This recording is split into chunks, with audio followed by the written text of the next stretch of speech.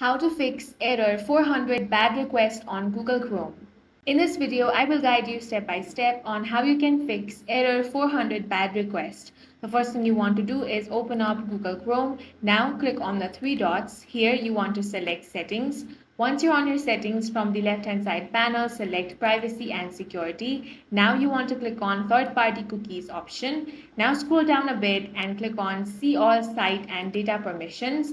Now you simply want to search for the website where you're getting this error. Once you found it, click on this trash can icon, then click on the delete option. Or you can also click on delete all data option over here. Go ahead and click on delete. Once that is done, close the browser and open it again. Now this error will be fixed, and that's all for this video. If you found it useful, make sure to hit the like button and subscribe for more videos like this.